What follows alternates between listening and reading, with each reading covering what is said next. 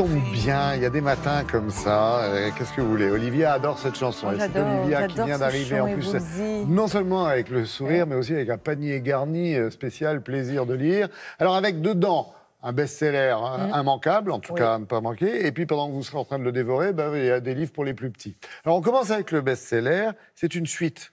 Suite d'un premier ouvrage qui a marqué quand même les lecteurs, de Pierre Lemaitre. Oui, Pierre Lemaitre qui signe la suite de Au revoir là-haut. Mis au cinéma il n'y a pas longtemps par notre ami Dupontel. Et un des rares exemples où il y a un très bon roman qui devient un très bon film. C'est vrai, c'est vrai. Bravo. On va voir si c'est le cas avec Couleur de l'incendie, mais c'est déjà un très bon livre. Et d'ailleurs, le livre à la hauteur cartonne, du premier tome, donc, a priori. Hein, à mon vu le humble sourire. avis, je dirais même meilleur. Et je ne dis pas ça seulement parce qu'il est plus subtil et parce qu'il est plus féminin. Mais effectivement, c'est une version plus féminine qui est construite un peu de la même manière. Au revoir là-haut s'ouvrait par une scène spectaculaire. Là, pareil. Lemaitre, il a vraiment l'art de vous cueillir. On est en 1927, enterrement de Marcel Péricourt, qui était le héros du premier volume. Si vous n'avez pas lu le premier volume, ça n'a strictement aucune importance. Vous comprendrez tout. Le tout Paris se presse à cet enterrement d'un grand bourgeois, très très riche. Et là, scène spectaculaire, vous avez un petit garçon, le petit-fils de Marcel Péricourt, qui se jette sur le cercueil. Est-ce que c'est un accident? Est-ce que c'est un suicide? Les dés de la tragédie sont lancés. Ce qui est génial, c'est qu'à partir de ce moment-là, Pierre Lemaitre, comme un ruban, il va dérouler les personnages principaux avec à chaque fois le drame à venir. Donc, la mère du petit garçon, Madeleine, qui est l'héritière, mais tout d'un coup, elle a son petit garçon qui est entre la vie et la mort, donc elle s'en fiche complètement de son argent, elle veut juste que son enfant guérisse.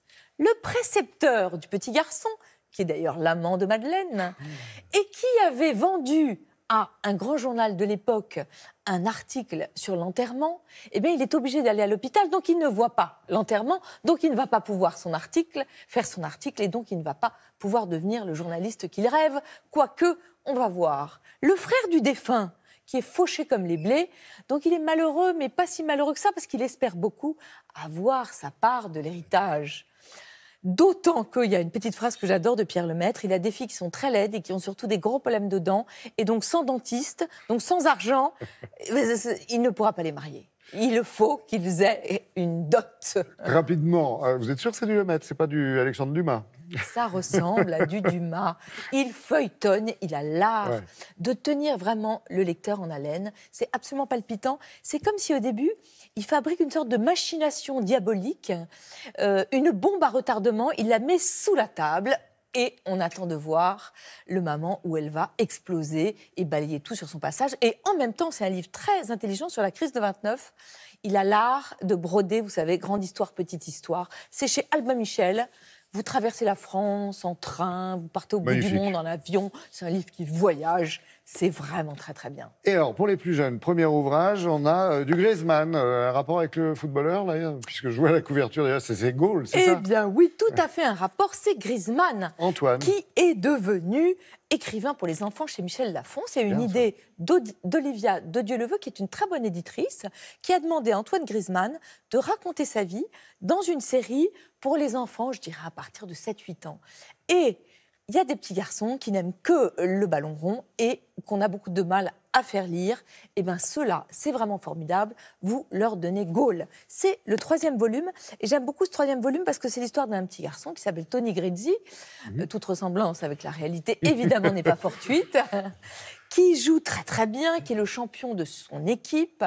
Mais tous ses camarades sont peu à peu repérés par des centres de formateurs pour devenir professionnels, mais lui, personne n'en veut parce qu'il est trop petit. Et oui, c'est une histoire vraie, mais j'aime bien parce que c'est à la fois palpitant et en même temps, ce sont les bonnes valeurs du football, le courage, l'effort, le réconfort, la fraternité. C'est chez Michel Lafon et je peux vous dire que c'est diablement efficace. Vous vouliez me parler aussi de Charlie. Qui est Charlie? Oui, ça c'est pour le tout petit. Charlie est une petite chienne. Charlie est unique chez Milan par Rob Biddulph. Je ne sais pas très bien comment ça se prononce, mais c'est un des plus grands graphistes britanniques, le directeur artistique du magazine The Observer. D'accord. Et ce livre est génial. C'est une merveille graphique. C'est l'histoire de Charlie. C'est une petite chienne. Et elle a... Teckel, apparemment. Voilà, un teckel. Elle habite dans un monde où tous les jours se ressemblent, où tout le monde se ressemble. Et elle ne ressemble à personne. Et c'est sa croix. Quand elle joue au foot, on lui dit « tire, tire ». Et elle garde le ballon. Elle ne fait rien comme tout le monde. Et elle en souffre beaucoup. Et un jour, elle va partir à Doggywood, une espèce de mélange d'Hollywood. Et oui, Doggywood. Et là, elle va découvrir un chien qui va lui dire « mais être unique, c'est merveilleux, sois toi-même ». Et elle va découvrir le bonheur d'être unique et de ne ressembler à personne. C'est une merveille graphique et en plus une merveille psychologique. Eh ben, je crois que je vais commencer par Charlie, justement. Oh, je vous Merci l'offre, beaucoup, je vous Olivia, l'offre. c'est gentil. Parce qu'il est vraiment beau. C'est gentil, on va...